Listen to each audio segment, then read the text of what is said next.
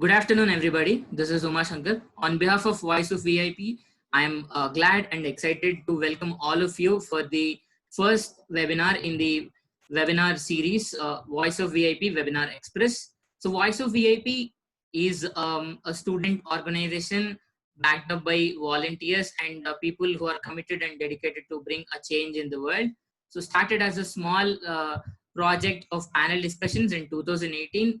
We could grow with all the love and support from visually impaired people and volunteers as well in this last 2 years. In the last 1 year, we could engage more than 400 visually impaired and 300 volunteers in our events like Bloom and Walk for Inclusion and Walk for Change. So this is Voice of VIP Webinar Express is a new project by us intending to develop skills and all the necessary backup for to actually win the never-ending race in current world. Also to give you guys tips, trips, and strategies to build up your careers, build up your lives, and of course improving your own overall personalities and lifestyles. So I once again welcome all of you to this first webinar on improving communication skills and being effective in communicating whatever you are. So today we have Dr. Shivaraman. He's a professor at Chennai Presidency College, Tamil Nadu. So he's a very good, I must say, friend in a sense. So when I called him and when I proposed this idea, he immediately accepted and graced us with his presence today. So I am going to give the virtual mic to Professor Shivaraman right now. So I will so he will speak for maybe 45 minutes to 1 hour on the effective communication skills and ways to improve them. After that, we'll have a Q&A session. So before the Q&A session, no questions / requests would be entertained. So any questions, any doubts, or any clarifications that you guys have, you will have a complete space of Q&A session. So he'll be happy to answer your questions there. So this is to ensure a clear and interruption free session for next 45 minutes to 1 hour. So over to Shivaraman, sir.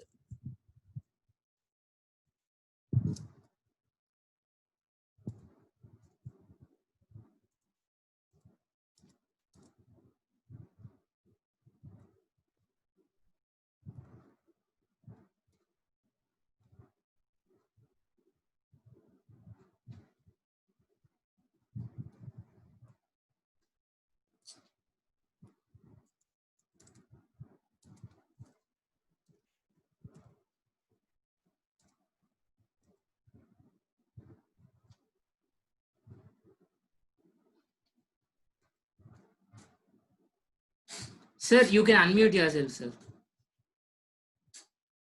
Audio now unmute. Speech mode off. Yeah, can you hear me? Yes, sir. We can hear you. Problem. Okay, right. All the others are muted, so only you can be you are the host, so you have to tell me if there is any disturbance. Yes. I'll be there. No problem. As and when there Yes, is a need absolutely. actually to intervene, you can always feel free. Definitely. Okay, Yes. so good afternoon, everyone. So I am not here to address anybody so very officially or in so very many formal terms. When Uma Shankar called me up, I readily agreed because this sort of a crisis that we are right now in, needs to be related actually to the differently abled, especially to the visually impaired, in a different way. That's why till about the month of April, I would like to begin on a very personal note. That's why I'm just sharing with you this experience. So till about the end of April, I was feeling really low. At the same time, there was a ray of hope. I thought by the end of April, once the lockdown ends, we will be back to normal. But as the lockdown got extended further and further, I started realizing the pain, especially for a visually impaired person. Okay, we talk to people over phone, but when the movement is totally restricted, and when people say that you are not supposed to touch anybody, you're not supposed to be in physical contact with anybody, it's very, very difficult. And looking at the days ahead, I became even more terrified even. So that was the time when some of our own students who are now professors in and teachers in are working in some other bank, all of them are visually impaired. All of us got together in Tamil Nadu. So, and we all formed a group, and like Uma Shankar's initiative, we also took the initiative to just be together on the Zoom platform. So that's how we started sharing the ideas. So whether we are in crisis or not, communication is something that we cannot do away with. That's very, very important. And then one more thing I realized: when there is effective, whenever there is a topic on effective communication, people often quote some critics.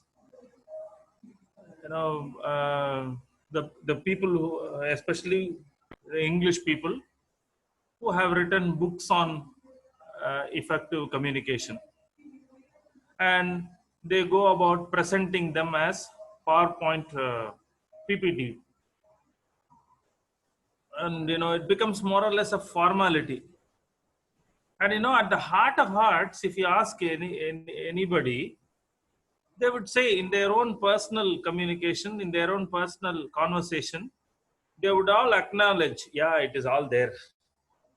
But when we address it on a platform, there's no point in merely repeating what other scholars or authors have already said. So which means we have to move away from this beaten and track that we are usually associated with in our academic circle. You can be very frank about your observations, your comments, your personal views, all that. So that is where I just want to impress upon all of you, especially our own visually impaired friends, that you need not bother too much about this formality. And when we speak English, suddenly, we become very conscious of not making even a single mistake. And we become so very formal. We never become even personal. We never recognize others' views. We become highly formal. So that's where I think I want to break that barrier. I want to break that stereotype, which we are otherwise so very used to in our academic circle. So whenever I go to university, in fact, I went to Hyderabad University 3 months ago. That was in the middle of February. And I always, I only had couple of days. And when we associate ourselves with any institution, we have to go by the rules and regulations. So we want to really talk freely. There may not be that much scope at all.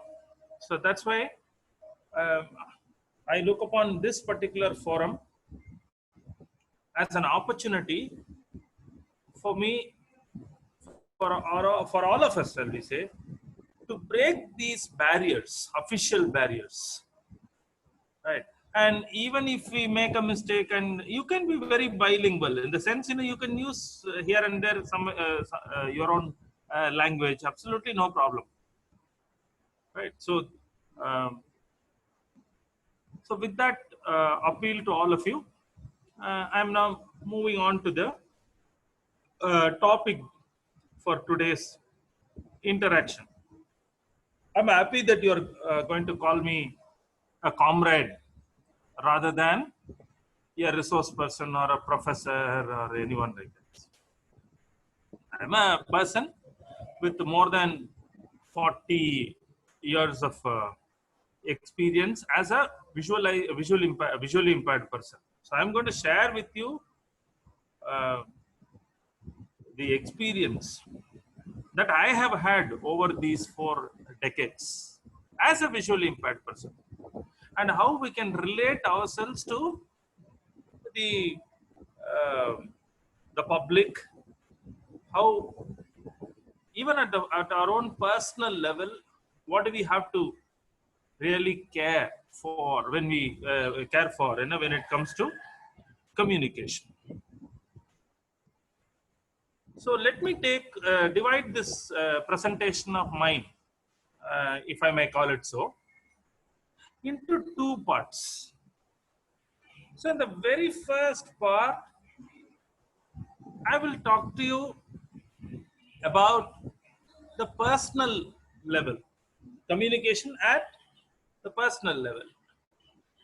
And in the second part of my talk, I will tell you about the business communication. And that is when, we come into contact with the sighted people, the people who are so-called normal, you can put it that way. So what are the things that we must care for? And I will also give you a few tips from my own experience, not from any book. From my own experience, what are all the tips to improve that communication? So this is how I can give you the synopsis of my talk. Okay. So now I move on to the first part. So when we say personal communication, first we need to be very clear about what we want to say. So I will put it this way. Whenever you want to talk to someone, be clear about what you want to say. It is not to say, that you should become highly business-like. No, it's not that. When you talk to someone personally, you need not bother too much about the formalities. You can sound really informal, and you must give space for the other person also to express his or her opinions. And this is where I want to just touch upon some of the peculiarities that we visually challenged people have when we talk so very personally. Usually, when we are with our friends, we have the tendency to touch and talk. There's absolutely no problem. It's only the seeing population, no? Because when they look at each other, they smile.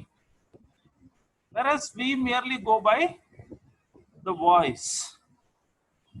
First indicator is our voice, and then when someone is very close to us physically, of course we would like to touch. There's absolutely no problem. So at the personal level, especially when we are in hostel, classroom, or even in our own house, right? We need to make our position very clear, and that's why even in the WhatsApp communication, whenever there is a visually impaired group on WhatsApp, they very often insist on voice note. Absolutely nothing wrong, because that's because when the sighted people, when they watch, when they use WhatsApp, they immediately go to status and check. The first thing that they look for is the status or your profile photo. That is what they check. I'm talking about this personal communication. That's why, when we have our own group, obviously we have to go by the voice, which is so very accessible to us, number one. So there is absolutely no need, to feel inferior. That's what I want to tell our friends over here. And the next important point is, there is always a difference between a person who is born blind and a person who has become blind. There is always a difference. A born blind person is able to adjust himself, is able to reconcile himself to his disability, visual impairment. Whereas a person who has become blind at a later part of his career or at a later part of his life finds it very, very difficult to reconcile himself to his disability. I don't know what happened. I've seen in my own experience, I've seen people. So the born blind people, when they are very free, and the people who have become blind early in their life also, they are able to adjust themselves to this blindness. But the person who has become blind at a later part of life, and then the other one is the people who have low vision. There is always a problem. That's where we need to become aware of the difference. We need to become very much aware of this kind of difference. See, a born blind person, I'm not saying, that there is hierarchy. Absolutely, there is no hierarchy here. A born blind person, a person who has already become blind or who has experience, who has lots of experience, can actually guide the other person who has become blind. So personally, at the personal level, right? It's only the blind who can lead the blind effectively. That is where people often find it difficult, because they have the proverbs, like the blind leading the blind and all that. And when a sighted person, of course, tries to guide us physically, to some extent, of course, he is able to let us know where it is and all that. But to navigate, I'll give you a good example. This Zoom technology, I have been using it for the past 2.5 months. I personally feel that visually impaired people are able to operate Zoom much more effectively than sighted people. You know why? It is primarily because of our exposure to audio. Because whenever we make use of the assistive technology, be it mobile phone or computer or laptop, whatever it may be, we operate only by the audio. We merely go by the key commands. So whenever there takes place a Zoom meeting, we are able to organize it so well, precisely. Whereas when a sighted person comes on Zoom, he insists so much on the video, he insists so much on sharing the screen. They are all important. I'm not saying, they are not all that important. I'll come to that in my second part. So in the very first part, that's what I'm trying to say here. So we are able to navigate through the Zoom application. We are able to, so when it comes to teaching the assistive technology, only the blind, only the visually impaired people can teach his fellow beings much more effectively. How much ever hard the sighted person tries, he may not be that much successful. Same is the case even with mobility. Same is the case even with mobility. I'm saying, sir, why are you talking about all this orientation? These are all very important at the personal level. It has something to do with physical communication. That's why I'm talking about this physical communication. Because if I merely talk about the verbal communication, and if I merely talk about the non-verbal communication at the personal level, and that too with the visually impaired persons, it may not make that much sense. And that's why I told you I want to move away from that academic beaten track. So coming back to the point. So at the personal level, when we move with our own fellow beings, so we need to be very much aware of our special needs, which can be fulfilled only by us or only by our own fellow beings. There are times, even at the personal level, when we need to make certain adjustments, especially when we come into contact with our own family members. So I'm moving on to that part now. So when we move with our own family members, we need to make them, first of all, and realize that we are visually impaired.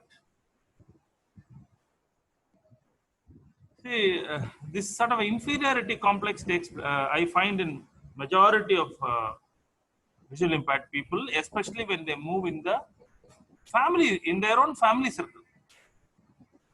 What they do is, when all their other siblings, brothers and sisters, or even their own parents, when their relatives come, all of them simply introduce, when they introduce a blind person,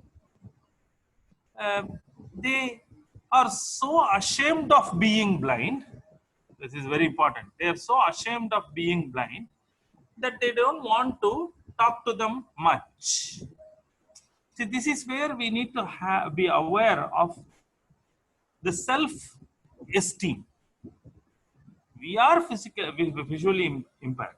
Okay, and when someone tries to introduce us to our own family members or our own relatives, we need not be sorry about our being blind. So you can very well introduce yourself. You can just because they may look at you strangely, because there are so many people, especially there may be our own relatives, but when we are with them, with our own family members, they may ask about us to them in our own presence, not even knowing that we can very well hear what they speak. So this is where we need to play a very proactive role, not reactive role. What is a proactive role? We can engage them ourselves in our conversation. You can tell them, I'm so and so and all that, and they may ask you so many things. Even the easiest, most ordinary things that we don't know, they try to exaggerate. oh, how he is able to eat, how he is. So this is where we need to laugh at them inwardly. That's what I'm saying. So personally, we must try to establish that contact with our own family members, and we need to make them aware of our own blindness, our own limitations, and our own preference as well. So that's where I think we need to be a bit open-minded. We need to be a bit open-minded, and when they don't include us, we have to assert ourselves. That we need to. They need to include us whenever there is any sort of a game program, any event. Because I find especially girls, visually impaired girls. This is the case even with visually impaired boys, but even with visually impaired girls, what happens is whenever there takes place a program in their own village, in their own family, they have the tendency to make these visually impaired girls stay at home. And then all the other family members will go and take part in the program, in the function, get together. That is where especially visually impaired girls have to make themselves bold.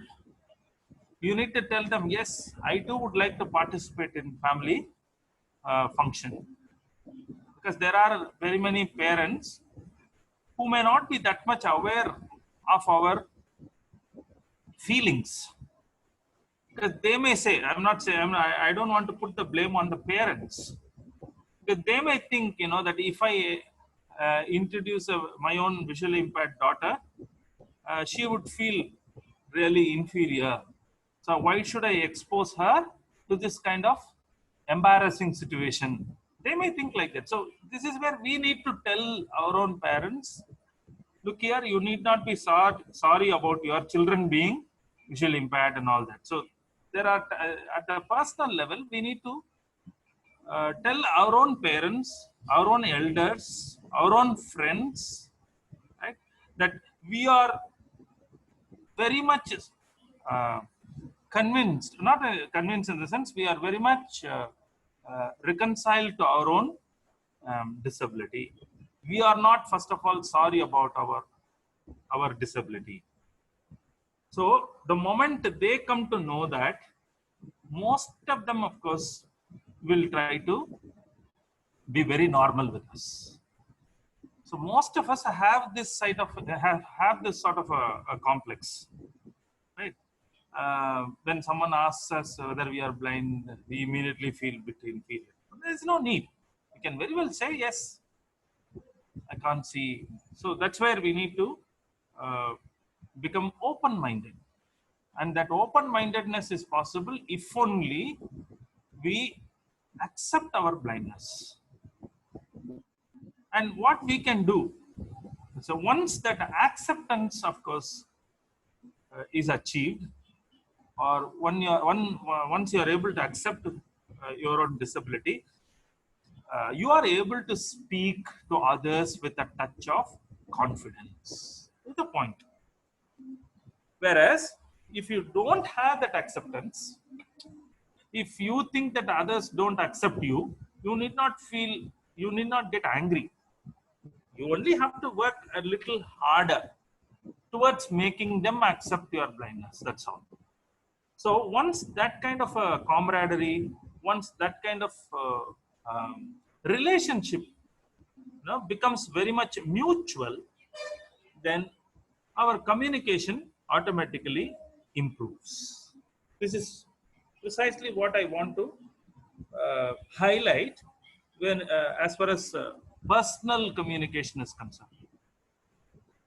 And then moving on to the second, before I move on to the second part of the presentation, there's one more thing that I want to highlight, especially with regard to the visually impaired people. It has something to do with voice culture. Okay, I have seen in my own experience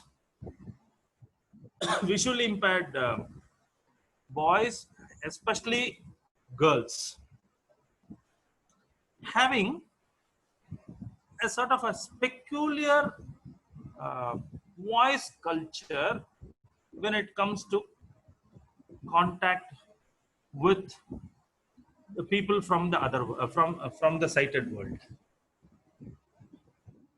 When I say I will try to imitate, actually, it's merely an example that I'm trying to give. Don't think that I'm trying to hurt anybody here. I will say in Tamil, but you can very well make out the voice from the voice. I'll say in Tamil. If someone is at Lakshmi, we'll say. Instead, in Tamil, I've seen even girls from other states. என்னப்பா என்ன வேணும் எனக்கு இது தெரியலப்பா. So when I say that, what is their voice culture? It's entirely different. I don't know where exactly they acquire that voice culture. This happens in special schools. Very often, this happens in special schools. So that's where I think we need to improve our voice culture, and we need to have exposure to the mainstream culture. How confidently they speak and all that. Now, I'm not saying that all of us are like this, but most of us. Because I visit schools for the blind across the country. Whenever they see an outsider, suddenly they become very conscious as well as inferior, and their voice goes down. And when they try to respond, their confidence level also goes down along with it. And that's why we hear that kind of a low voice, which is deliberately made low. That's what I tried to imitate. Recently, that was I think in December 2019, we conducted a Braille competition for all visually impaired school children. My aim was not merely to conduct the competition. My aim was to meet as many children, visually impaired children, as possible in blind schools across Tamil Nadu. There I tried to interact. And whenever there was competition, whenever there was official announcement, there was pin drop silence.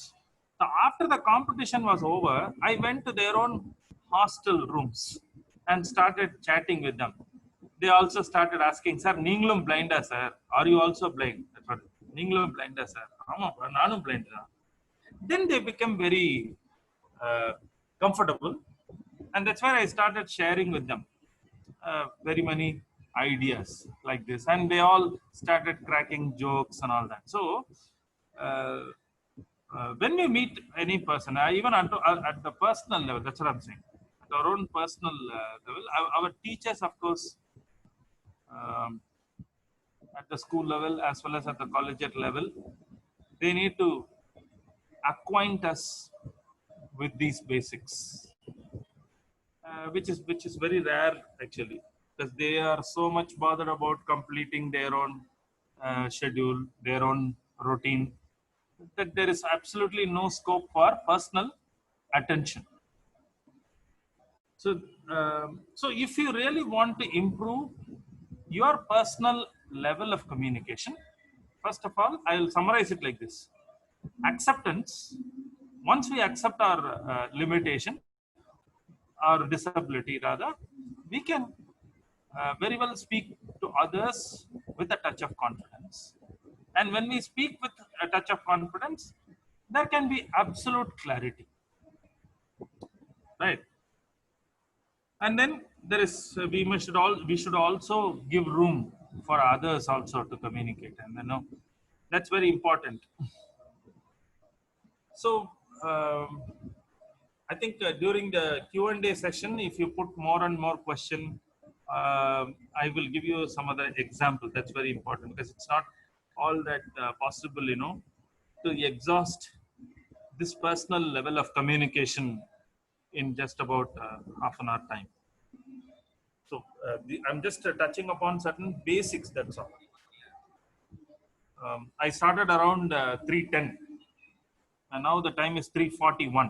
So now I'll move on to the second part of my presentation.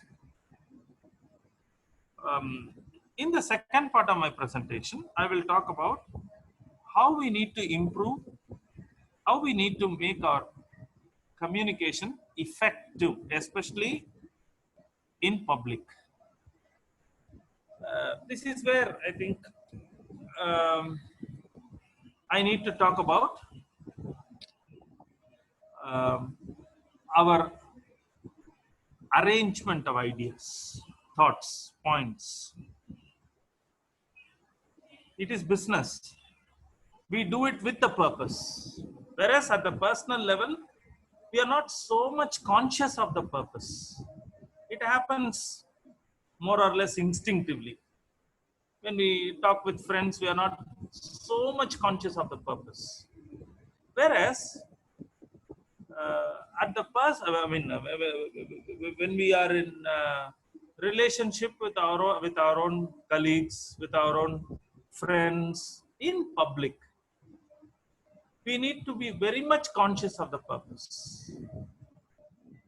I'm giving you 3 important points. They are all points to ponder. In the sense, they are all points to reflect on. We need to mull over these points very, very carefully. I said we need to be conscious of the purpose. Number 1, whatever we want, whatever we do, we must do it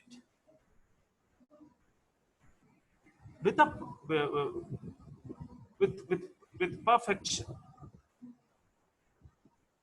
Your ability to act purposefully matters. So you can say it is a combination of 3 important things. Number 1 is your ability to act purposefully. Whatever you do, it should have a clear-cut purpose. And number 2, you should be able to think it out rationally. Whatever the point may be, whatever the task may be, you should be really, really rational about that topic. You should never become emotional in your approach. At the personal level, we are very much emotional. We can't help being emotional. Whereas when it comes to the business communication, we have to think rationally. There is absolutely no scope in it at all for emotions. Even if you want to talk about others' emotions, there also you have to be a bit rational about it. So reasoning is very important. That is the second important point.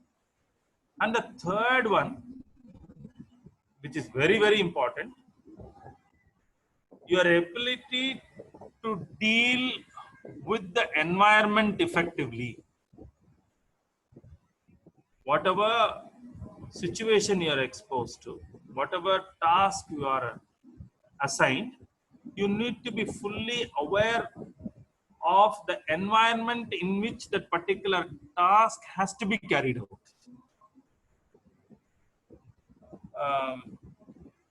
Exercises of this kind that Uma Shankara right now tries to execute for all of you.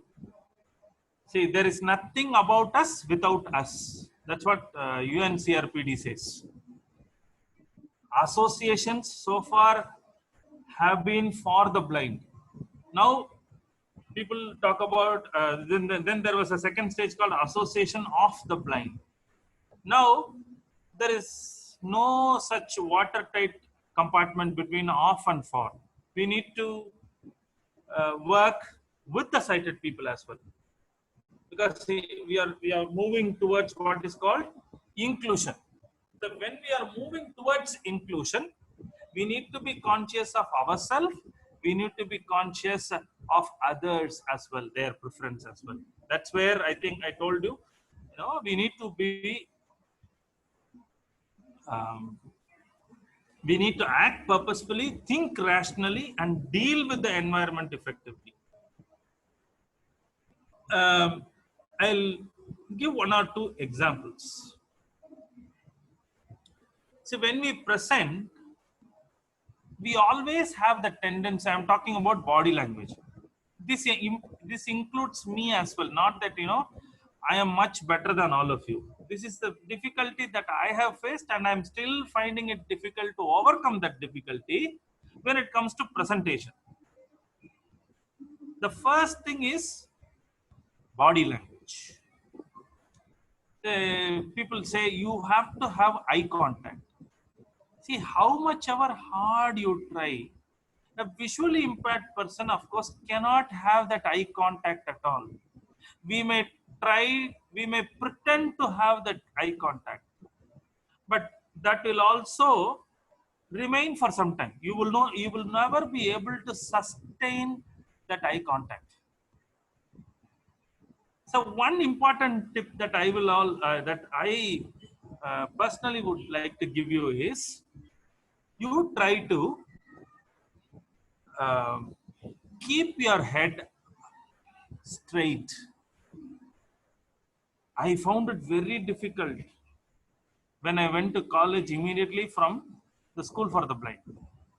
If you see visually impaired people, totally blind people, 99.99% of the totally blind people have the tendency to keep their head low and talk. This is something very, very, very common. At a personal level, it is okay. But only when we have to mix with the mainstream, we need to just practice a bit consciously. Whenever you find a person, you just try to keep your head straight and give them the impression that you are looking at them. Right. So this is how. And then if you have the audience, right, try to have the perception of the audience. It is not possible for us to visualize the audience, but mental perception of the audience position is possible. Right. So you can keep looking at them like this or like that, instead of looking at one particular direction for a long time. This is something that we need to practice very, very consciously. Right. That happens actually only after the school education, because that's why I tell people at the higher education level, it should be only an inclusive system. Only when we are in the inclusive system do we come to know what other boys and girls are doing, what our peer group is doing, so that we need to change, adapt ourselves to that environment. So that's why I said we need to deal with the environment effectively. So first of all, we need to adjust our body language to the sighted world, to the so-called normal world. That's very important.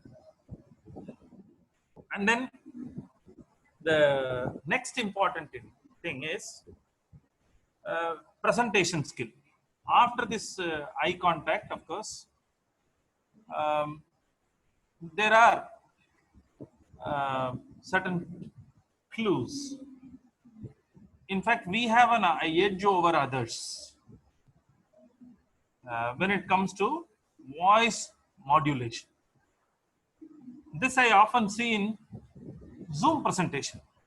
I don't know whether you have experienced it. Maybe in the interaction, in the discussion that we are going to have after this, you can share. I personally feel that when a visually impaired person speaks on the Zoom, there is more clarity. You know why? Because he is so conscious of reaching out to others through his voice. And that's why that voice modulation works out much better and much more easily with the visually impaired person. So the voice modulation works out much better. But only when it comes to the video or the visual part do we lag behind. So how do we address this? It's only through constant practice, right? And then there are a few other things that I want to say about our own appearance, dress code and all that. People often say you need to have this contrasting colors and all that. All those things are there. But one thing that I have noticed in the visually impaired person is that whenever they dress up, they have the tendency to apply too much perfume. I don't know whether it is the experience with all, but this I have seen in many visually impaired people. You can't say it is wrong, but the problem is we need to adjust ourselves when it comes to business, when it comes to doing business with the public. So we always have the tendency to apply too much perfume, too much powder. We are not conscious of all that. Others just feel it as really pungent. This I have seen actually. So that's where we need to make certain adjustments like this. We need to make certain adjustments. And when it comes to Zoom presentation, people talk about video. You need to face the camera. Even sighted people find it very difficult. I'll give you an example. My own friend, who is a sighted person, was asked to address on the Zoom. And you know what he did? He could address the camera very well. He could make adjustments. But he always has this habit of shaking his legs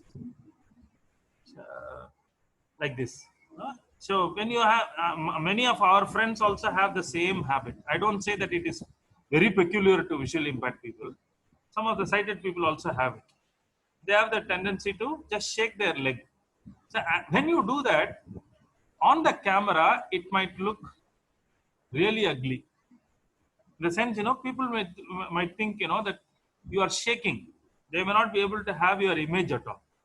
So one thing that I can suggest to all of you, especially if you are a visually impaired, it's very difficult for us to, keep our head in one direction. Instead, you can go in for a photograph of ours. You can just keep a very good photograph of ours and you can attach it to the Zoom profile, so that when others look at you, because when the sighted people look at you, especially on the screen, they want some image. They want to, first of all, see the image of a person who is talking, and only then comes audio, right? So when it comes to video conferencing, it's easy for us actually to make up for that visual. You can very well keep a good photograph of yours on the screen and you can address them. That way, we can overcome this barrier. And then when it comes to presentation, what does it mean? What do you mean by presentation skill? I've so far talked about the body language, the eye contact, the voice modulation, all that I've talked about. But what do you do when you present your points to the audience? I always tell people, especially if you are a visually impaired person, if you are comfortable with Braille, you can take down the points, the hints, you can very well take down in Braille and you can keep the note in Braille, a Braille note on the points you want to say. But I'm very good at Braille. I can't do without Braille, of course. But when it comes to presentation, I always try to arrange my points under certain headings, so much so that you don't forget, number one. Number two, you can also drive home the point very effectively, Because when it comes to effective communication, there is no point in merely repeating what others have already said. If I were to say it, how would I say it?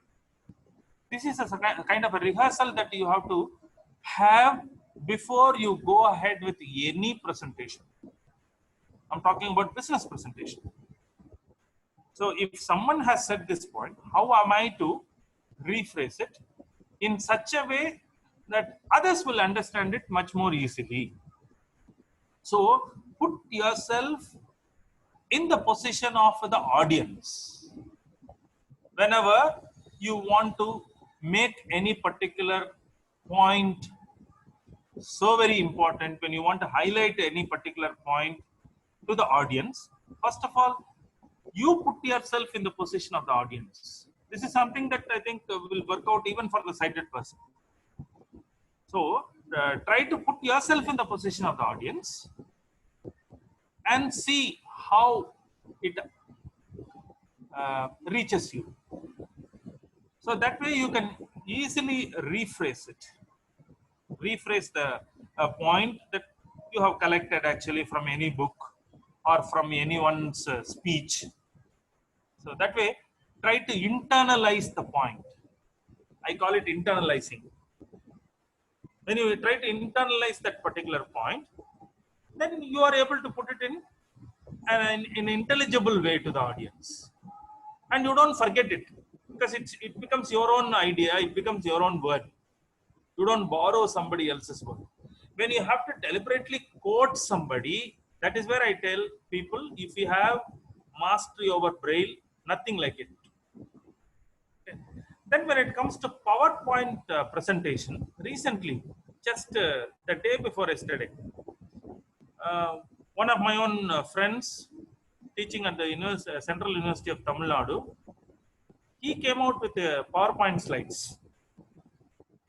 And what he did was, he also came on Zoom, and his own screen reader spoke there. Right. But the slide, they said, was not so very visible, because they tried to present them as mere slides. Instead, if you really want to, you don't have to present them as slides. You can just present them as bullet points in just one slide. Because if you have to move over, though the screen reader helps you to move from one slide to the other slide, how exactly it gets screened, we do not know. Even when we present it actually ordinarily on the projector, I'm not merely talking about Zoom. I'm also talking about our usual one-to-one presentation there in the hall. It has to get projected on the projector. It has to get screened on the projector. So whether all these slides, of course, come out so well, we do not know. Constantly, we'll have to depend on someone. Instead, you can just present all the points that you want as bullet points in just one screen. So that, and you can number them 1, 2, 3, or A, B, C, D, like that. It will be easy for you, and for the audience also to keep track of your presentation.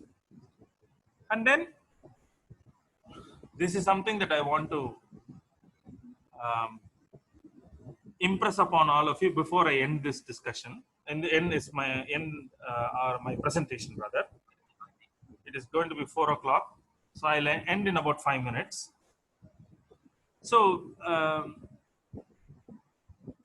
don't be too much conscious of your scholarship. When I say scholarship, what I mean is, you may want to say something, you may want to share with them your own knowledge. All these things are there. But when you become too much conscious of it, you would expect everyone to praise you all the time. And I have seen people also, this happens even with the sighted people actually. I've seen people immediately after the presentation asking people, how did I present? How did I present? See, you can ask your own friend, okay? And that friend, of course, might be one or two go about asking, that will give others the impression that you are actually fishing for compliments. So this is something that you need to consciously avoid. There may be shortcomings. And then one more thing, if someone tries to disagree with you, you don't have to get angry. You can just put forward your own point. And if the other person has something to disagree with you, you can always feel happy about it. Right? You can always feel happy about it. And that will happen if only you try to curtail your own consciousness of your scholarship or of your knowledge of the content that you are presenting. You have just collected the content. These are all something. This is something that I'm trying to share with you from my own experience. That's why I have deliberately avoided quoting anybody. I don't want to do that. So others might have even said it. Some people who are so very mischievous, they will try to say, someone has said the same point. Okay, if someone has said it, then you can tell them, yeah, great men think alike, something like that. So humor is absolutely important. Sometimes you will have to laugh at your own self. Self-humor, no? I often do that. That works out, and that also relieves our stress to a very large extent. We are not so very perfect human beings. So sometimes, we can laugh at our own self, which is possible. So these are all some of the things that I want to share with you. And if you have anything else actually to say, it's almost 50 minutes since I started. It's going to be 4:05. We started on 3:05 or 3:10. So I just want to end on that. So the thing is, we need to be exclusive as well as inclusive. At the personal level, we need to have that acceptance. And at the official level, we need to be a bit inclusive in the sense we need to include others as well. Instead of asking others to include us, first we need to include ourselves into that stream, for which there is absolutely a need for adjustment. And that can happen if only we make ourselves mentally free, open-minded. I think that's enough, Uma Shankar. I think we can have the interaction. Thank you so much for patiently listening. I know someone would have wanted you to, you might have wanted, and I always do that. So if you have done that, I'm not going to take it as an offense, because we may want to see how many participants are there. So Zoom always helps, especially the visually impaired people. Even if you have to sit in a hall and see who are all present, we may not be able to see that. Whereas in Zoom, it is possible. And when you are all more muted, it becomes even more easy for us, to see the participants panel. So if you have done that, it is something very normal. Okay, thank you. Thank you so much, sir. So acceptance, confidence, and being open on the personal level, and awareness, purpose, and rationality on the business level are the keys for effective communication. That is what I understood from the last 50 minutes of your presentation. So there are two things I must mention. There's one thing about the voice culture that you mentioned in the personal communication, and also the excessive deodorants and excessive all the talcum powders and all. It may sound awkward, it may sound weird and funny, but it is as true as all the other points. So I must actually tell you this, that after a so very long time, probably for the first time, I fell in love with a man that is you. So it was really awesome. So now I will open the session for a discussion. So if you guys have any questions, if you guys want to raise any points, or if you guys want to share your experience of this 50 minutes, you are welcome. So you can unmute yourselves and you can share your thoughts and ask your questions right away. So you can raise your hand or you can type in the chat your name. So so I'll allow you guys to unmute. That way, Zoom helps us much more effectively, no? Absolutely. We can come to know who is who, and even if someone raises the hand, it tells us no. Yes. And those who want to share, you can kindly give your name and what you are doing. Please tell me that.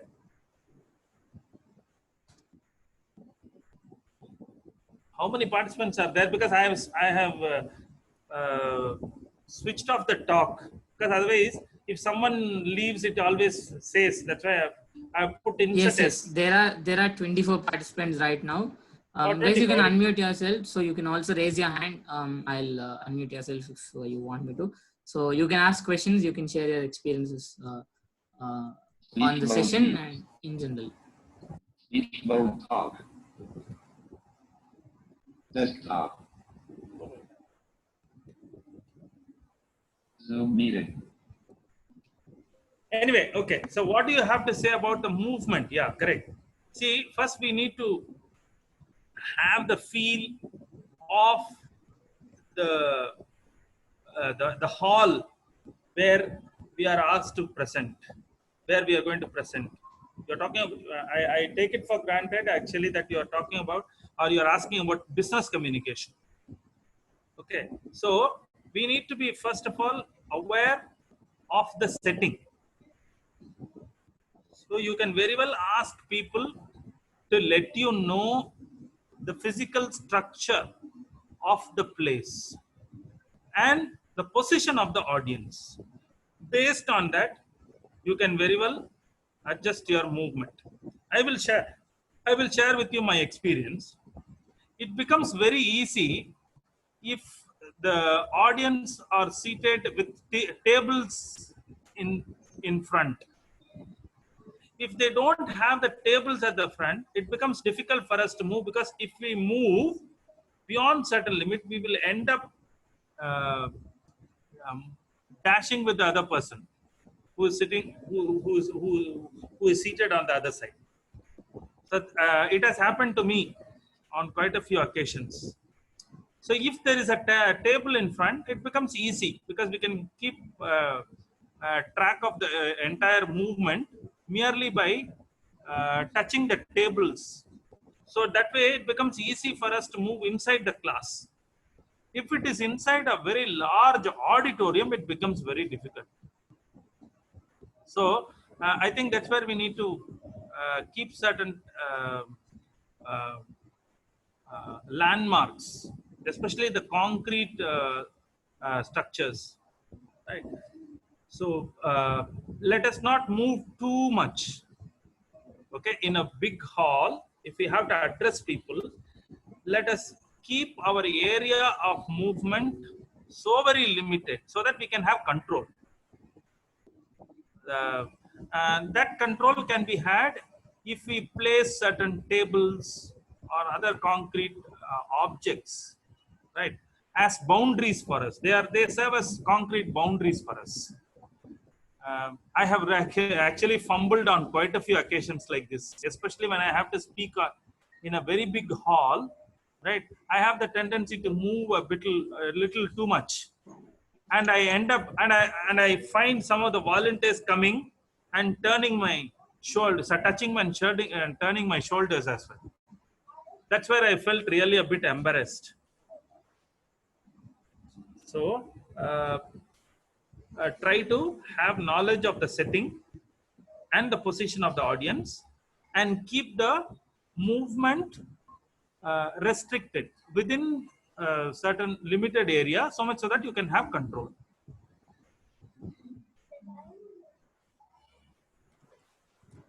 Okay, thank you, sir. So Shiva Reddy, you can unmute yourself. Sorry guys, there was some technical error, that is why you guys couldn't unmute yourselves. So Shiva Reddy, you can unmute yourself and ask a question. Hello sir, good evening. Hi, good evening, Shiva Reddy. Yeah sir, this is Shiva Reddy. I'm currently pursuing my first year, BCom honors first year. Oh, okay. Where? In Hyderabad sir. Yeah, Hyderabad, correct. Okay. Yeah. All your tips and all were really good, sir. We felt really connected to you. I mean, while you were speaking, I mean, you were as if you were just talking. I mean, as if we were all in a single room and you were just addressing us personally. Your talk was really good. And it is not out of pessimism that I'm asking you this, but I just want to know. I mean, as you said that we are used to touching everyone, and then we are used to moving like that. I agree with you. So after we are done with this, I mean, since we are all in this crisis, so I mean, how do you think that we are going to be managing with this? I mean, after we are done with this, so how do you think we are going to be managing with this crisis, or how do you think we are going to move? Uh, I mean, after this, Yeah. Especially after this pandemic, after this crisis, no? yeah. I mean, after this crisis, I mean, I don't think this will end in near future. So we'll have to, Yeah, I mean, we have to mingle somehow live ourselves. with it. Yeah, correct. True, You're right. true. Yeah. So in that case, and I just want to know your personal insight. That's it. I mean, how do you feel about it, or what do you? I have been thinking over it so very seriously all these days, because I'll tell you, I stay in a place from where I have to travel at least 1 hour by train to my college every day. Right. Oh. So I stay in a place called Tambram, which is Okay. almost 30 kilometers away from my college. So I have to travel at least by 2 trains every day. Okay, I've been thinking seriously about it. I'll tell you one thing. Even I was talking to others, because when we see, number one is we can't do without touching. Number one, when we see, I have to pass through the subway. Number one, I have to climb the staircase, and then I have to get into the train. All these things, of course, cannot happen without touch. So one thing, we need to have our gloves on. Number one. And number two, let us not become too very conscious, in the sense, if someone touches us, if he has corona, or if he has infection, if we have that kind of consciousness, that will serve as a kind of a mental barrier. So that's where we need that will happen only through practice. I'm only sharing it with you because I also will find it very difficult. But if you are too much conscious of getting infected, I think we will never be able to move. So we need to keep our mind a bit free. At the same time, we need to have a bit of caution. And one more difficulty is, if we have our gloves on, and when we touch something with our gloves on, it may not be that much clear to us. That is another problem. So somehow Yes, sir. that's a problem, no? See, Yes, sir. Yes. if you just put on the gloves and try to touch the keyboard, your own computer keyboard, you may not be able to feel it as clearly as you feel it without a gloves. No? So that is something that we need to practice wherever. There's no other go. So we need to do that. So number one. And number two, keep the sanitizer and the mask on. That's very important. And if something that covers our ears, that will be difficult actually, because I don't know whether you have seen it. I have experienced it myself. If there is so much noise, and when you try to cover your ears, it automatically affects your free mobility. That is the case with our visual impaired people. So let us not become too very conscious. At the same time, let us not be too very careless. So that is one thing that I can tell you. So let us use the gloves. Let us practice it as much as possible, and let us not go without a mask. Number two, and let us have the sanitizer with us. There's absolutely no other go. So as soon as we come back from outside, we need to. These are the cautions. What else can we do? And then sometimes people may not come to help us so very openly as they did before the COVID-19 period, because they become so very conscious. So in which case, we may get even angry. Sometimes psychologically we may get irritated. Let us keep ourselves mentally cool. Even if someone doesn't come to us that easily. Let us not get disturbed psychologically. So these are all some of the adjustments that we need to make ourselves to handle this crisis, especially to handle our movement, independent movement, especially after the COVID-19 restriction. Yes, sir. Thank you, sir.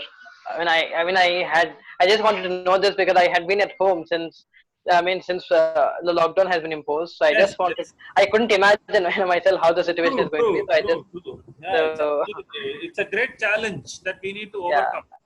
yes, sir. So I just wanted to have your insights on this. Thank you so much. Yeah.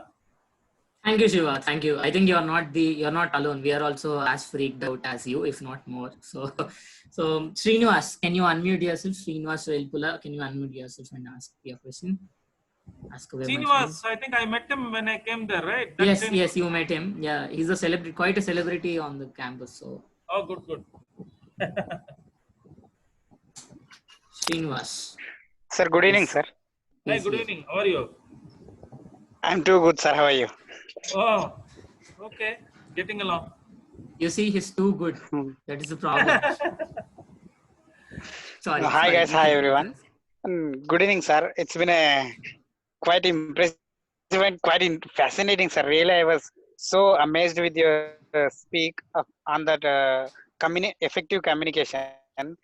Really, I've seen a lot of people that who are reiterating on the YouTube that how to be very effective in communication like that. But I've seen today the real experience that you've proved it. Really, I feel that experience cannot be explained. We have to explain experience. That's all.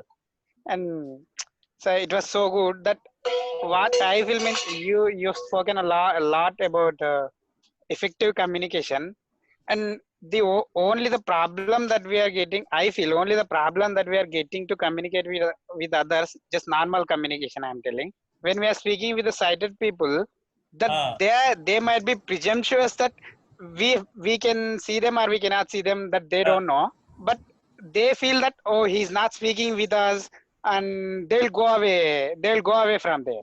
And I've seen I have experienced it. See, Yeah. you're right. Actually, we think that they are here, but they would have moved away from us. Then what my feel is like, how do we have to tackle that situation? That you've told a lot that I've got, that I understood. Yeah. How do we have to tackle that situation? I know. See, that's why we need to all the time keep asking. To some extent, we can within that distance, actually, within some 10 feet or so. To some extent, of course, we can find out whether the person is there or not. But you need to be really alert. Number one, there are a few embarrassing moments when I have ended up talking to an empty chair next to me, not knowing that he has moved away from the chair. This has happened on an occasion when I was talking to a person who was sitting right next to me. It can happen, actually, because they move so very quickly. So that kind of embarrassment is something that we occasionally experience. What to do? It happens, actually. And the other person will come and tell us, waiter, he has gone away. They'll say that. Sometimes it happens. So how do we tackle it? I have no clue at all. But the only thing is, as much as possible, try to be a bit alert about their... Sir, sorry for intruding. Yeah. But I think what Srinivas meant was like, see, this I also face this situation whenever I join in a new college or I join in a new course. All the new people who know nothing about me. So the thing is, they think that I can see them, or I can they assume that I can see them, and they always wait for me to start the conversation. Respond. That's why. See, then you can see. For example, if Srinivas is a sighted person, and if I am very much new to that place, I'll simply say, "Hi, Srinivas." But yes, yeah.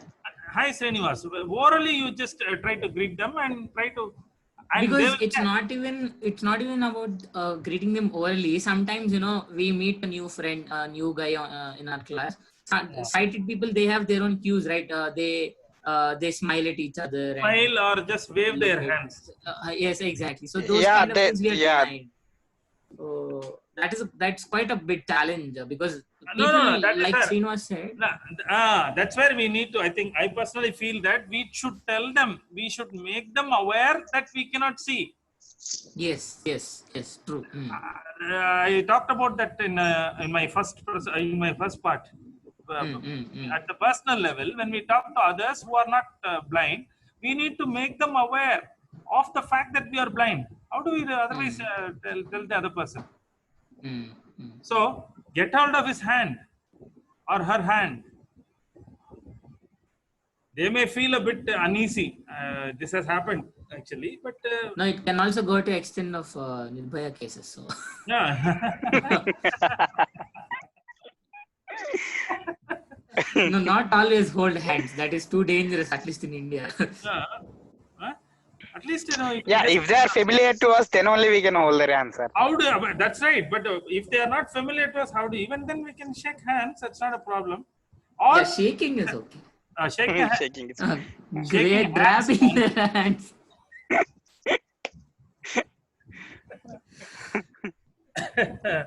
Otherwise, you can just oral announcement will do. Oral greeting. Sorry. we have to be strong enough in vocal. Yeah. Yeah, we can That's do the main thing, like- our presence and their presence as well. Sometimes, you know, I tell people, hey, come on, unless you say at least, how do I know? I tell people very openly, unless you say, how do I know? Red Eagle, but Okay. Sir, Okay. Sir, excuse me, sir. One more question is there. Tell me. So many people talk about effective communication, and you have also talked about effective communication. Sir, what do you feel an effective communication? Do you feel that we have to grab the attention of the listeners or audience, or do we have to make the people understand what you are saying? What do you feel the effective communication is? Number one, the other person should understand what we want to, what we convey. That is the primary purpose of communication. Effective communication, number one. Number two, see to it that they don't misunderstand us. That's very important. Yeah. That's very important. And one more thing, see, if someone tries to talk to you and you don't understand, you never you never pretend to understand what they say. See, if you don't understand, you can tell them point blank, நான் அர்த்தம் எனக்கு இது புரியலப்பா, I don't understand. எனக்கு கொஞ்சம் சொல்லுங்க, please try to explain it to me. And you can put it in such a way that they don't treat it as an offense. But there are very many people, not only among the visually impaired people, even among the sighted people, they never want to say that they don't understand or they have not understood. But for example, I'll give you, the moment you put that previous question, I was under the impression that you are talking about the sighted person who may be with us for some time, who may not be with us, and all that. And Uma Shankar tried to explain that. He tried to explain that question further. That's where I understood what you actually wanted to convey. Effective communication is all about letting people know what you want to convey, and you try to ensure that somehow it is not grabbing somebody's attention, because RBG or petty side. if you want to grab somebody or hold someone's attention, it is possible. You can hold someone's attention, but just because you are able to hold their attention, it doesn't mean that you can. They understand what all they say, no? What all you say. It doesn't mean that. So I would say effective communication is all about letting people know what you want to convey, rather than holding their attention. Yeah. Okay. Thank you.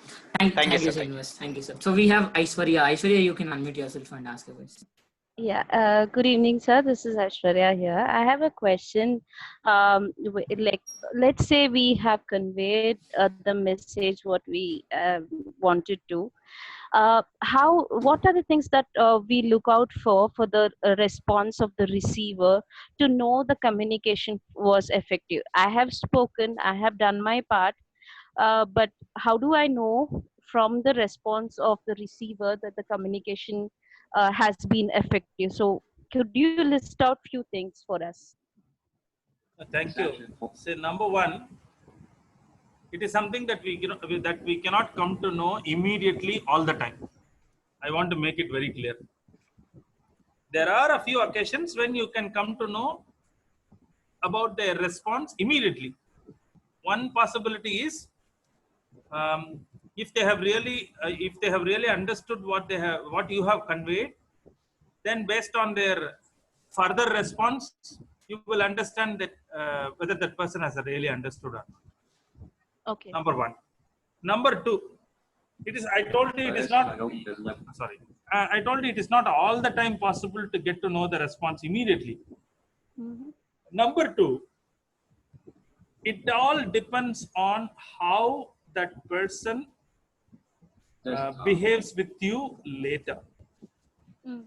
Immediately a day after, if it is your own classmate, if it is your own teacher, if it is your own relative, because you're going to be there in the long run with these people. So based on how they conduct themselves with you later, to some extent you can come to know how effectively you have conveyed to them. Okay. Right? And then if it is a student, if you are a teacher and if you are talking to a student, some disturbance. Are you able to hear me? Yes, sir. Yeah. And if it is a student, it happens only in the long run. I have understood that actually. Okay. Whether the person has really conveyed, has really understood what you have conveyed, that is something that you understand only when you talk to the person individually. In a group, you will never come to know. If it is in a group, it is not possible to to come to the conclusion that the other person has really understood. Okay. So if it is it happens only in the long run. Okay. How people relate to you later. Based on that, of course, you can say for sure that they have understood what you really wanted to convey. I'll give you an example, Aishwarya. Okay, sir.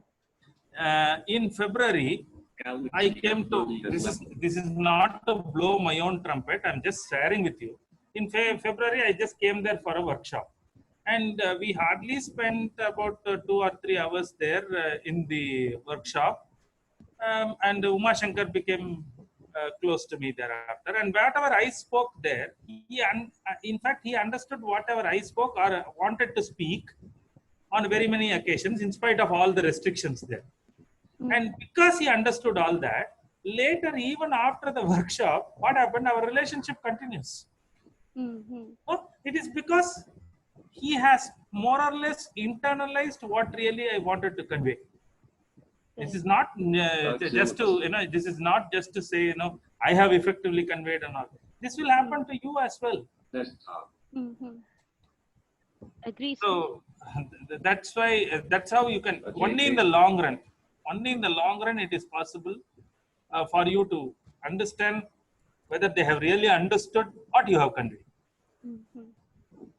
I have another question to ask, sir. May I? Yeah, Yeah. by all means. Yeah.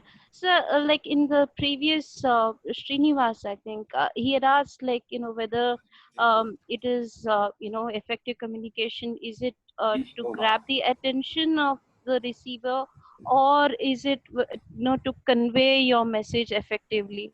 So, this is my opinion. So, like, supposing if you don't have the attention of the people who are listening to you, how can you say that the communication was effective? Like if they're That's not a good, attentive. and that's a logic question. That's a good logic. See, if only you hold somebody's attention, is it possible for you to convey or to make them understand what you convey? Is that what you want to say, Adana? Yes. Without holding their attention, how is it possible? See, by holding the attention, what I mean is, see, the basic requirement is when, say, our span of attention, they say span of attention. When you are there to give a talk to someone, to a group, I'm very sure for about 2 to 3 minutes at the initial stage, they will listen to you. So that kind of holding attention is already facilitated by certain external factors. What are those external factors? Number one, all of them have gathered in one place and you are asked to present. That by itself, of course, is a means which will help you to hold the attention of all the people by default. That's what I'm saying. But there are a few occasions when that thing doesn't help at all. But effective communication, I'll tell you why. Whenever a politician or a good orator makes a speech, okay, it goes down well with all the members of the audience. They all, give a thunder applause. It goes down well with all of them. But whether they have really understood what all he has said, he has successfully held the attention of all the people. No doubt about that. But whether they have really understood what all they have, he has said, that is something that I'm very sure which you cannot assure at all. Yes. So holding someone's attention happens by default, but giving too much importance actually to hold somebody's attention will make you move away from what you want to convey. Because all the time, I'll give you if you are so much bothered about holding somebody's attention, you will try to impress others, but you will never try to impart what you want to convey, what you want actually to the audience. So your aim is, if your aim is to impress, hold somebody's attention. If your aim is to impart, I think that's where the communication becomes important. Thank you, sir. Thank you for summing that up. Thank you so much. Thank you, Aishwarya. It's like, I tell people that if you want to know the response of your first date, you should see it in the initiation of second date. So, okay, thank you. So, Nagraj wants to ask a question. Nagraj, you can unmute yourself, but before you asking a question, it's 4:36 right now, so we'll end this meeting at 4:45. So we have 9 minutes. No, but 5 to 10 minutes. Yeah, no problem. So okay, yeah, sir, am I audible? My wife is preparing some snacks. I think I get that aroma here. Okay. Yes, Nagraj. Am I audible? Yes. Sir, I think, I don't know, you might have mentioned it, but my internet connectivity was sorry, I'm not. Hello. Yeah, I'm not able to hear you well. Hello. Sir, I think it must be a One minute. Speech mode, speech mode. Have mentioned it or not, but my internet connection was getting disconnected. So, Okay. So, like, how to get rid of stage fear? This is something that I did not say in obvious terms, Nagaraj. Okay. In my presentation, I will tell you how to get rid of stage fear, how to avoid stage fear. Yeah. Before I give before I respond to this question, I will tell you, I will share with you one of the responses given by one sighted speaker. You will understand how foolish it is. He said, for blind people, there is no stage fear at all because they don't see the audience. Oh my goodness, I said, just because they don't see the audience, it doesn't mean that they will not have the fear. See, that is what I'm trying to say. We have to essentially distinguish ourselves actually. Are you able to hear me? Yes, sir. Yes, sir. So just because we cannot see people who are sitting right in front of us, it doesn't mean that we don't have we cannot have stage fear. It's wrong. So one thing, Number one, if you are too much conscious of yourself, if you are too much conscious of impressing the audience, I am very sure your stage fear will just shoot up. It will go up by leaps and bounds. Because all the time you'll be thinking about how they will respond to me. Yeah. So if you are too much conscious of yourself, if you are too much conscious of impressing the audience, then you will have stage fear. Instead, if you concentrate on what you want to convey to the audience, there is not, I mean, the possibility of stage fear will be less. That's what I'm saying. So if you are, I think I can, that way I can even answer the previous, what's her name, Aishwarya's question as well. Because if you are too much conscious of holding somebody's attention, I'm very sure you will have that stage fear. So stage fear, one thing is you need to be confident about what you want to convey. Number one. Number two is don't be too much conscious of yourself. Right. So these are the tips that I can give you. Okay, And then thank it you, comes sir. only through practice. A great man does not wake up one fine morning and say, I found myself famous or great. Mm. Okay, thank you, Okay, thank you, Nagraj. sir. Yeah, thank you. So we'll just take one more question, one last question. Then we will wind. We have someone from our team, Voice of VIP, who would like to share their experiences. So, any last question? Anyone? One last question from anybody? We'll also check Good with evening, sir. somebody. I'm Raghu. Hi, Raghu. Yes, Yeah. Raghu. You might have Sir. met this fellow also at that. And that works up, yes. Yes. Yeah. He's also quite a Yes, famous good guy, evening. celebrity. Yeah, good evening, sir. Hi. So, what your talk was, first of all, your talk was so interesting, and I learned many things from what you spoke. And I have a couple of questions at you. So, the very first one is, so which takes more important, whether the body language or the verbal actions? Because when I was speaking to some people or on the stage, some of my lecturers advised me to just you shake your head and you walk just here and there 2 steps, 3 steps, take 2 and 3 steps, and so that it. You're not audible. Raghu, you're not audible. Did we lose you? Signal problem. Yeah. Yes, sorry, he's sir. here. Tell me. I got a call, so that's why. So sorry for the interruption. So what I would like to ask is, see, if you all right, tell me. I'll let you learn. Yes, tell me. yeah.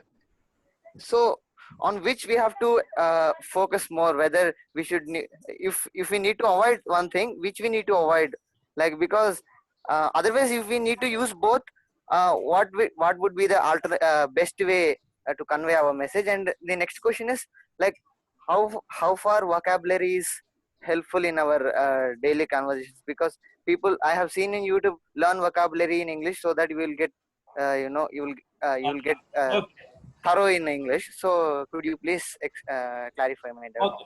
So he has asked me two things. Number one, whether non-verbal thing is to be prioritized over this when we speak on the stage. Number one, again, it is my take actually.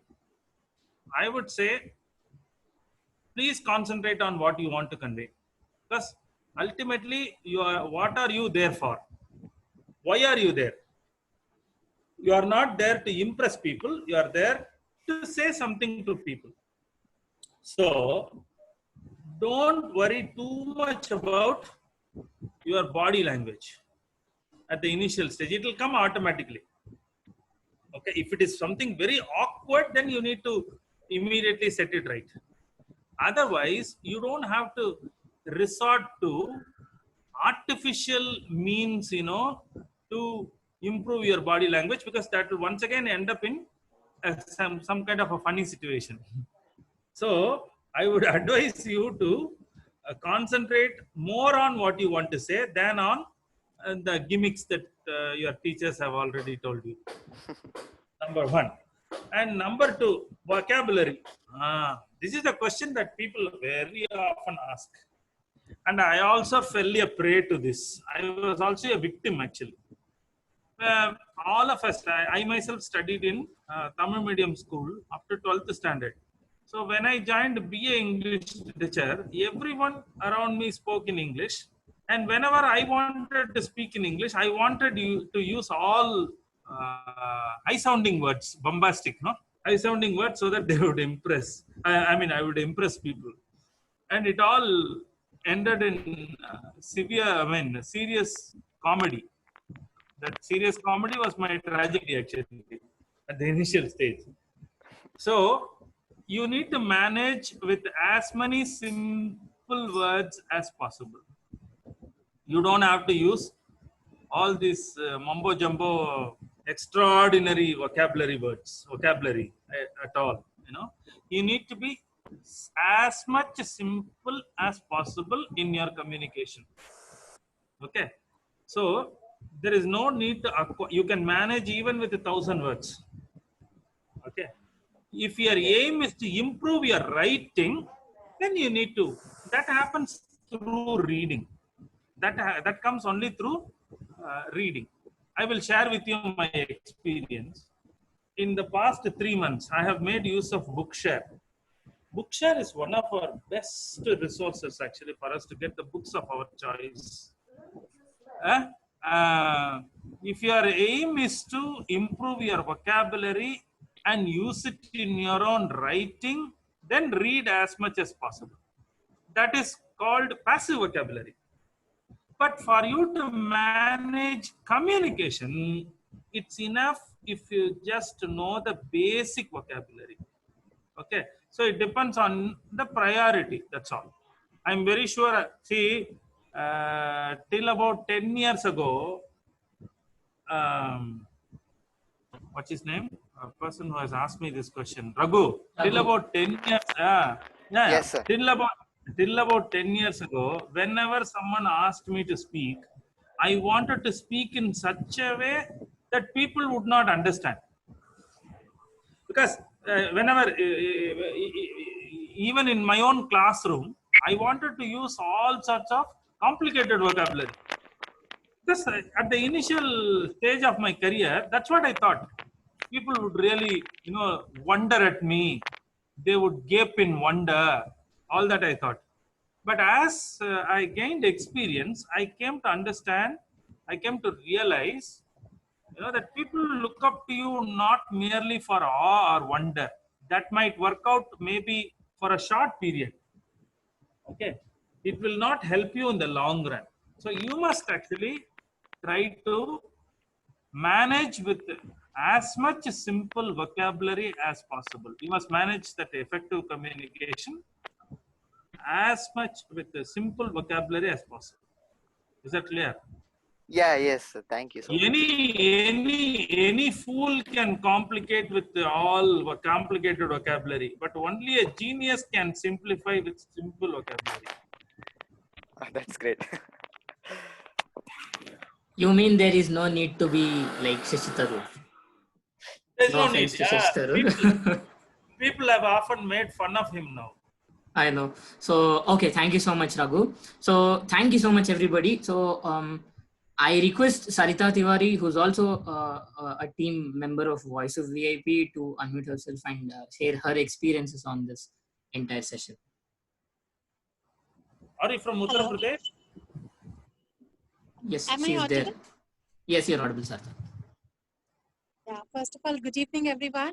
And thank you so much, sir. It has been a wonderful experience to listen to you.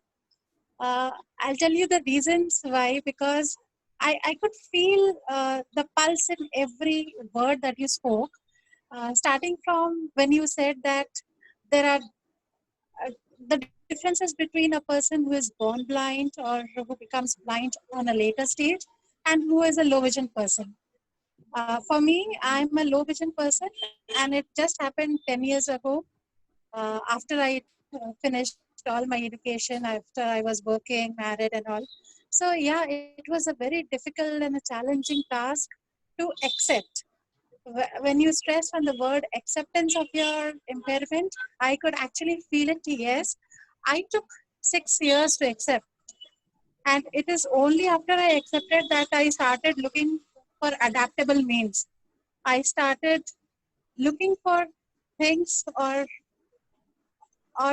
which could actually help me, just accept my weakness. I'll not say a weakness, but accept my impairment and work along with it throughout the rest of my life. Then the second thing which you said on the PPT presentation really was a pointer for me, because I was working for the past few years, and it so happened that I had to give a sensitization workshop to sighted people on what visual impairment is. And I really faced this challenge on screening, on changing the slides of the projector. So, yeah, and there were around 25 slides, and I had to memorize each of them one after the other because I didn't want to say something which is not there on the slide. So it was a wonderful thing. I could actually have written as bullet points in just one PPT, and that would have worked. So, and there are so many other things also which I want to say. The whole presentation of yours, the thing that you have given it in a new, uh, extraordinary way is commendable. And you have actually given us the insight that we too, while giving a presentation at our office or any other place, we don't have to quote words. We have to be our unique self, what we are. That is exclusive and inclusive both at the same time. So thank you once again. It was a wonderful session. Thank you for the time, and we look forward to your support all through our journey. Thank you so much. Thank you. Thanks a lot, Sarita. Sarita has been a part of Voice of VIP since almost 1 year right now. So she's almost like, that guidance that we always need. So thank you so much, Sarita. So also, Vishnuvarun, if you'd like to share your experiences about the session, about the points that we got from the comrade.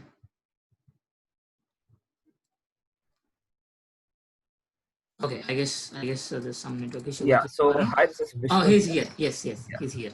Am I audible? Yes, you're audible. Yeah. So hi, this is Vishnu Varun here, and I'm a team member here at Voice of VIPs. Actually, me and Uma Shankar both started it together back in 2018, and I can confidently say that we started this first webinar in our. I'm sorry for that. I can confidently say that. We started this webinar series, entire Webinar Express, on a webinar that is simply remarkable. Thank you very much, sir, for being a part of this webinar. And you were straight to the point. And having gone to a special school, having gone to Devnar Foundation, I think I could relate to a lot of things that you've mentioned here. And I genuinely saw myself making a few of the mistakes that you mentioned. And behind the scenes I was there all the time writing the meeting minutes, so I must say that I was more conscious than anyone else here. So I'm happy that we started this series with awesome guidance given by you, and thank you very much for being here and just being so supportive, sir. Thank you very much. Thank you, Vishnu. So like Vishnuvaran said, we also are writing meeting minutes, so the whatever important points that we could grab from the session, so that those pointers will be shared in the group. So thank you so much, sir. I would not say it was extraordinary, all this big terms, but I think it was as simple as possible, and it is as simple as necessary. So I think that is the toughest thing these days. So people always try to complicate the simplest topics on the planet. So, but this was as basic, as simple as possible, which would help everybody to understand, everybody to relate, which is most important, everybody to relate and coherent themselves with the topic. Thank you so much, sir. I think this is a, like Vishnuvartan said, this is a beautiful start. I'm taking leave of you. Thank you. Absolutely, sir. Thank you so much. Thank you. End meeting or leave meeting. Window. Leave meeting. Okay, thank you everybody. Also, we will share this recorded link on the group.